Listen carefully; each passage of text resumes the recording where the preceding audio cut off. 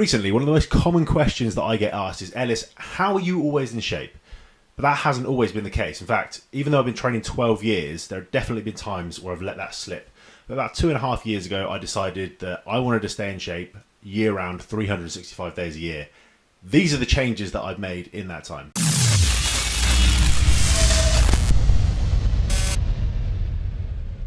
Up until the start of 2022, I'd always approach my fitness and my physique in phases. And coming from a bodybuilding background, I used to compete in bodybuilding.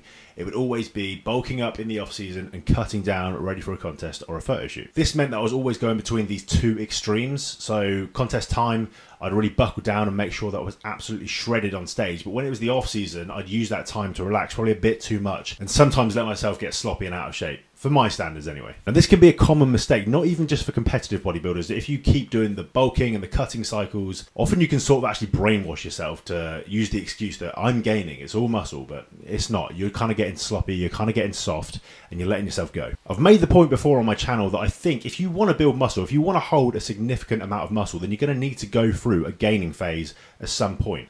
But beyond one or maybe two at most of these bulking phases, you're going to reach a point of diminishing returns and you're going to gain more fat than muscle. So after competing in 9 bodybuilding shows, in 2021 I decided that was enough and at least have a break. So right at the start of 2022, now that I wasn't bodybuilding competitively, I decided to take my fitness a lot more seriously and also my body image in terms of looking respectable as a coach and personal trainer year round, no matter what the season. I remember thinking that I never wanted to feel uncomfortable taking my top off again, whether it was to go swimming or if someone just asked to see my abs. Quite often when I was competing in bodybuilding, people know you're a bodybuilder, they expect you to be in shape all the time and they'll say things like, show us your abs then. And if I was deep in an off season, there was no way that was going to happen. So I decided I didn't want to be that person anymore. I wanted to be more fit. I wanted to be more healthy. And I wanted to practice what I preach to my clients all the time, year round. Now that all sounds great, but what did I actually do to make this happen? So first of all, I decided on my non-negotiables. Now these are the things that I wouldn't compromise on no matter what. I would always stick to.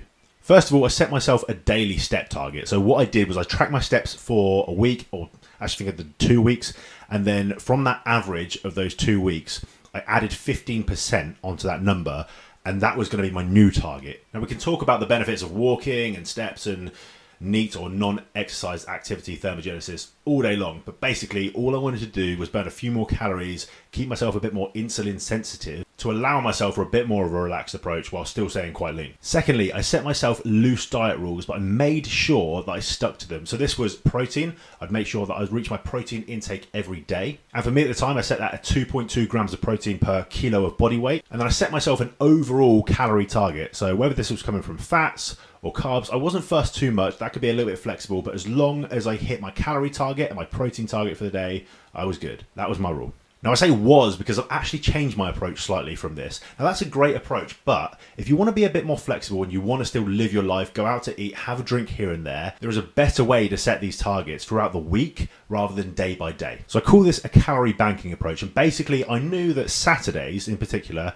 were my family days, so I wanted to be a bit more relaxed, have the option to eat out or have a homemade meal with my family and not worry about it too much, or have a drink if I wanted to. So I knew that I needed a higher calorie allowance on a Saturday, but not have it affect my physique too much. I've done a video on alcohol before, and alcohol absolutely will affect your physique, whether you're staying within your calorie target or not. So I knew it was about 3,700 calories to maintain my body weight and my body fat levels. Now to make this nice and easy, let's say that's 26,000 calories weekly. So what I did was divide that weekly number by 7, 3,715 calories. And then I took away an additional 150 calories from that, so 3,565 calories. So that was going to be my target from Sunday to Friday. Now this is where calorie banking comes in. So the reason we took away 150 calories per day is now we have that leeway, that wiggle room on a Saturday to eat those calories and still maintain that weekly balance. So 150 times 7 is 1,050 calories, which means my total for Saturdays are actually 4,615 calories. So that's plenty to have an off-plan meal, to have a drink if I want to, and just relax, not have to worry too much. An extra 1,000 calories, which is pretty big. And if you don't go off the rails, that's really manageable. And typically what I'll do is I'll stick to my diet for my first few meals throughout the day,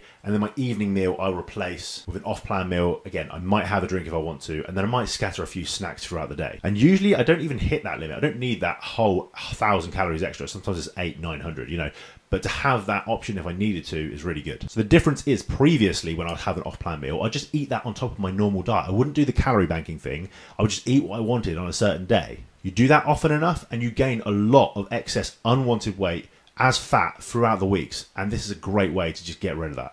Next up, workouts. Obviously, I've always loved training, but I wanted to lay down a few rules for myself. So previously, I would have obsessed over my training. So if I knew that I wasn't going to have a perfect session because I had a cold or I didn't sleep well the night before, I was too tired, then I wouldn't do the session. I'd do it the next day to make sure that it was perfect. And although this meant that most of my workouts were perfect, I would definitely miss a handful here and there, and I didn't have to. Now, if I'm injured, I train. I work around the injury. If I'm tired, I train. I might lighten the weight, I might see how I feel after a couple of sets, but I still go in and I get it done to my capacity on that day. So now I still hold myself to a high standard, but the standard is dictated by the circumstances of the day, not what I'd done previously per se. And if I'm super short on time, I still train. But I might do superset workouts, I might do circuit workouts, I do something a little bit faster paced. But the key is when you have it in you to do those really hard workouts, you still take it. You don't get lazy. The trouble with this approach is you can get a bit too relaxed. And I've done this a couple of times, I've noticed myself slip.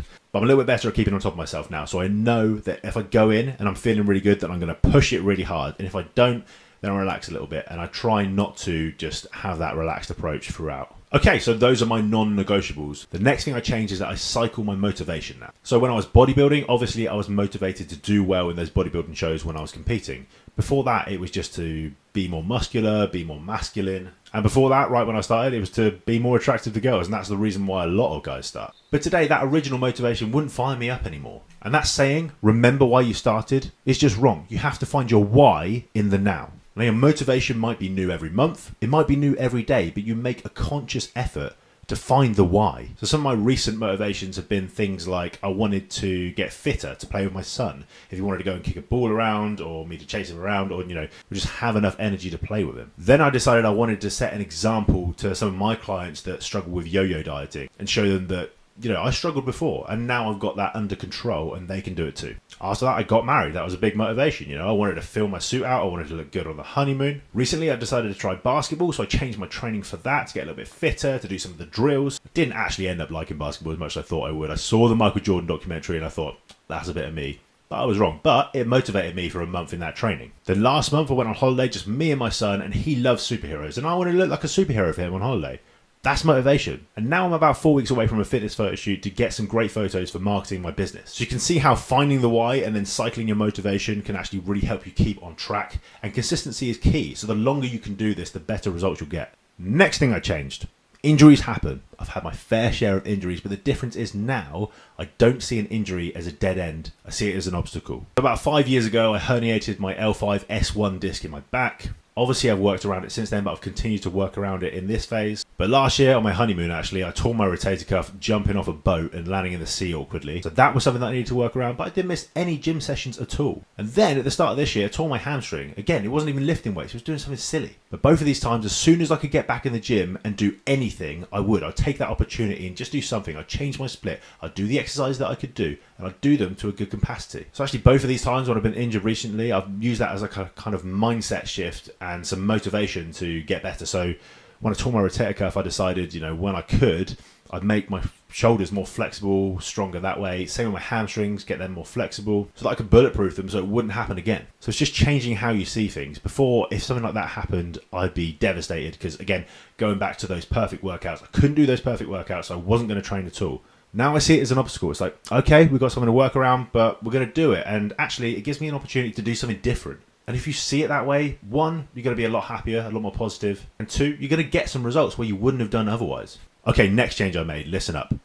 Identify with a person that you want to become in a year's time and just become them now. Now, to a lot of you, this might sound a bit airy-fairy, and I know how it sounds. But trust me, this one mindset shift helped me stay in shape year-round. It helped me become a better husband, a better dad, better with my business. Okay, so here's my advice for doing this. Think about the person you want to be, what they look like, what they have, what they value. Now ask yourself, what sort of things would a person like that do? Now you can break that down further. Your ideal person, what would their day look like? What would they eat? Would they slip up on their diet? Would they skip a gym session? Would they let themselves explode in an argument, or would they keep it under control? How would they act in certain situations? Seriously, ask these questions and write the answers down and just start doing all of those things today. Keep asking yourself what this person would do, and if you get it right, then you'll be more disciplined, you'll get better results in the gym, you'll have more confidence, you'll be a more likable person, and you'll probably be more successful in every area of your life. It's just a simple mindset shift, and it sounds crazy, but it really has helped me. And I think a lot of people would benefit from thinking this way too. Lastly, I put in the work up front. Okay, let's bring it back to your physique goals. So you want to stay in shape year round. You want to be confident to take your shirt off in the sun or on holiday, or take your kids swimming. You want to have your friends compliment you. You want your wife or your girlfriend to compliment you. But to stay in shape, first you have to get in shape. Going back to what I said earlier in the video, if you've got less muscle than you want, then you're going to have to do a bulk or a gaining phase. And if you've got more body fat than you want, then you're going to have to cut down first. But actually, you can apply all of this advice along the way. You just need to get in shape first, and then it's going to be much easier for you to maintain it year round, like I do now. I really hope this has been informative. If you've enjoyed it, comment down below. Tell me what you're going to change in your life. If you need your own tailored diet and training program, go to my website, themusclearchitect.com, and you can work with me one-on-one. Please like this video, subscribe for more, do all that lovely YouTube stuff, and I'll see you in the next one.